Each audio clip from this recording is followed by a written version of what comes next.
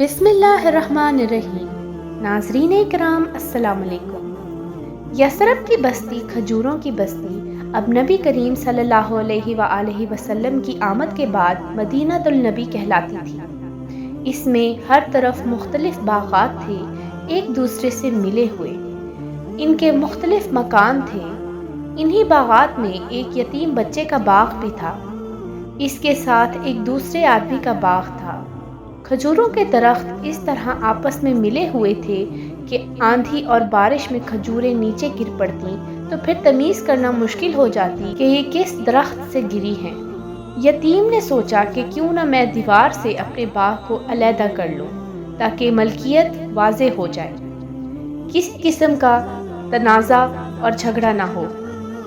چنانچہ اس نے دیوار بنانا شروع کی۔ جب اس نے دیوار بنانا شروع کی تو اس کے ہمسائے کی کھجور کا درخت درمیان میں حائل ہو گیا۔ دیوار سیدھی اس صورت میں ہوتی تھی جب اس کو یہ درخت مل جاتا۔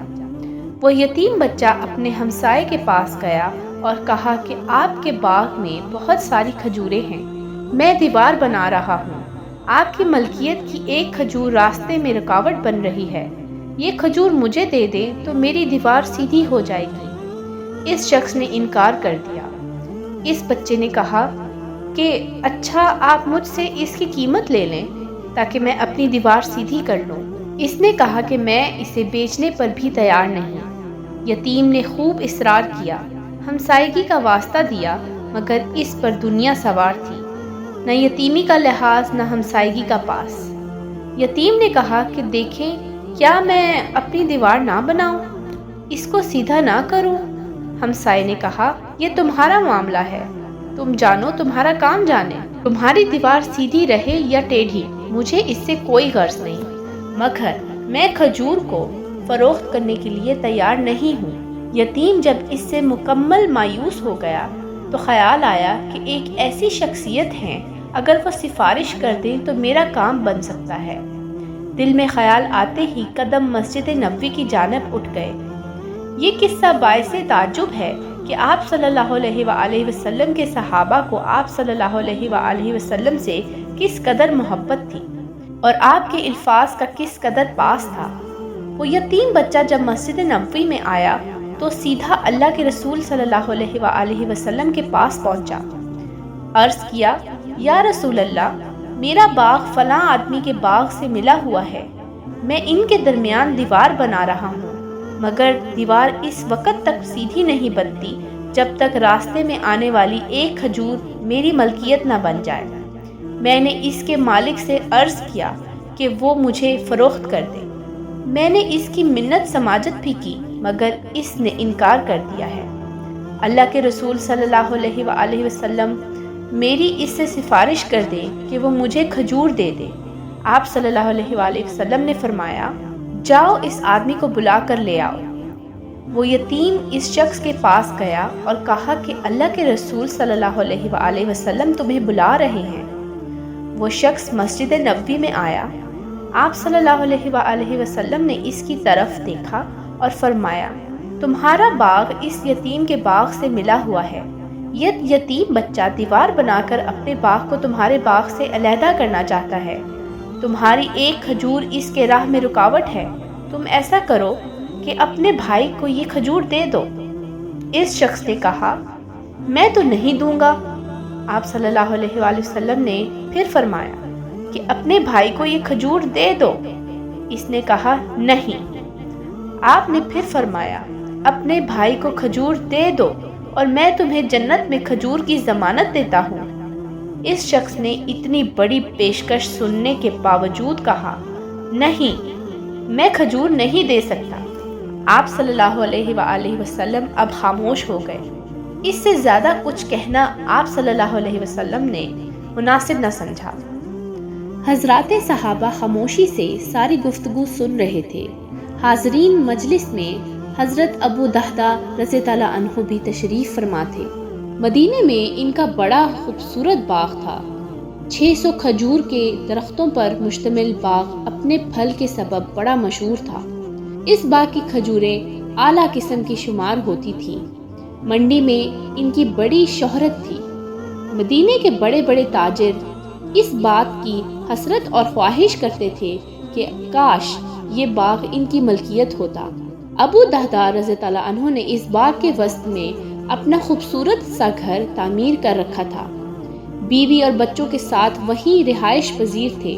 میٹھے پانی کے کنویں نے اس باغ کی اہمیت کو اور زیادہ بڑھا دیا تھا۔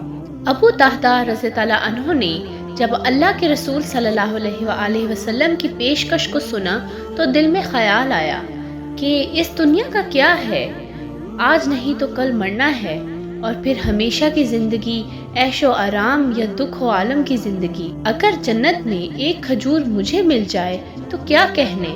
آگے بڑھے اور کہا، اللہ کے رسول صلی اللہ علیہ وآلہ وسلم، یہ جو پیشکش آپ نے کی ہے صرف اسی شخص کے لیے ہے، یا اگر میں اس آدمی سے اس کھجور کو خرید کر اس یتیم بچے کو دے دوں تو مجھے بھی جنت میں کھجور ملے گی؟ آپ صلی اللہ علیہ وآلہ وسلم نے فرمایا، ہاں، تمہارے لیے بھی جنت میں کھجور کی ضمانت ہے۔ اب ابو دہدہ رضی اللہ عنہ سوچنے لگے کہ ایسی کون سی چیز ہے جو میں اس شخص کو دے کر اس سے وہ کھجور خرید لوں اور پھر اس یتیم کو دے دوں۔ پھر اچانک ہی ایک عجیب فیصلہ کیا۔ اس آدمی سے مخاطب ہوئے، کہا، سنو، تم میرے باغ سے واقف ہو جس میں میرے 600 کھجوروں کے درخت، گھر اور کنواں ہے۔ اس نے کہا، مدینے میں کون ہوگا جو اس باغ کو نہ جانتا ہو؟ کہا، تم ایسا کرو کہ میرا سارا باغ اس ایک کھجور کے بدلے میں لے لو۔ اس آدمی کو اپنے کانوں پر اعتبار نہ آیا۔ اس نے مڑ کر ابو دہدہ رضی اللہ عنہ کی طرف دیکھا، پھر لوگوں کی طرف دیکھ کر گویا ہوا، سن رہے ہو ابو دہدہ کیا کہہ رہا ہے؟ ابو دہدہ رضی اللہ عنہ نے پھر اپنی بات کو دہرایا، لوگوں کو اس پر گواہ بنایا۔ چنانچہ اس ایک کھجور کے بدلے میں اپنا سارا باغ، کنواں اور گھر اس آدمی کے حوالے کر دیا۔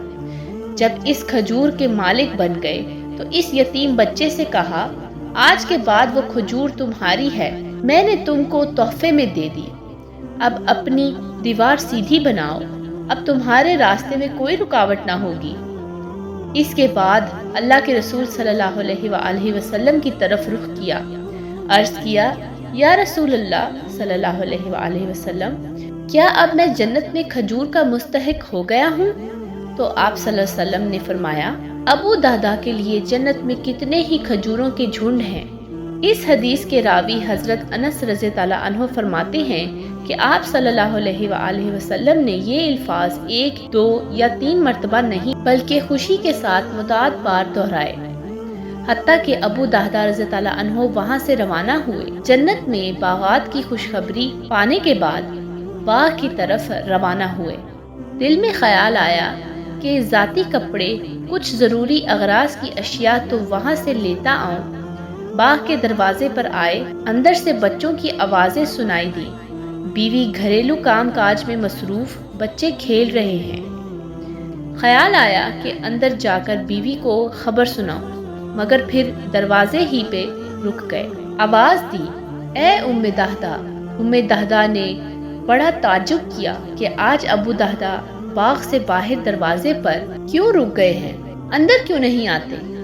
دوبارہ آواز آئی، ام دہدہ۔ جواب دیا، حاضر اے ابو دہدہ۔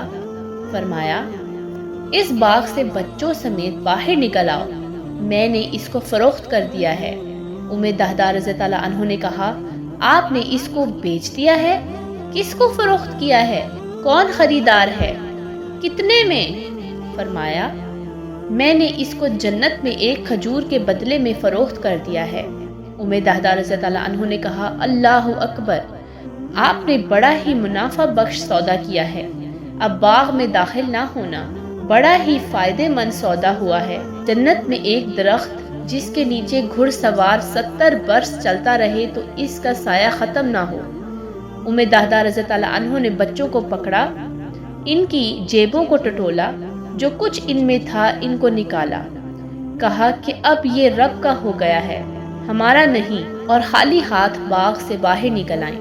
ابو دہدہ اور ام دہدہ رضی اللہ عنہ کا یہ قدم، یہ کارنامہ کوئی معمولی نہیں۔ اللہ کے رسول صلی اللہ علیہ وآلہ وسلم کی خواہش کو پورا کرنے کے لیے اپنی سب سے قیمتی چیز کو رب کی راہ میں لٹا دیا، اپنے آباد گھر، باغ، کنویں کو چھوڑا اور ہمارے لیے مثالیں قائم کر گئے کہ اس کو کہتے ہیں حقیقی محب صادق، اللہ کے رسول صلی اللہ علیہ وآلہ وسلم سے محبت کرنے والے۔ ابو دہدہ اور ام دہدہ رضی اللہ عنہ، تم پر اللہ کی رحمت کی بارش ہو، تم نے کتنی قربانی اور ایثار کا مظاہرہ کیا، بلا شبہ تمہارا یہ کارنامہ تاریخ میں سنہری حروف سے لکھا گیا۔ سبحان اللہ۔ اگر آپ کو یہ ویڈیو پسند آئی ہو تو اس ویڈیو کو لائک اور چینل کو سبسکرائب ضرور کریں۔ شکریہ۔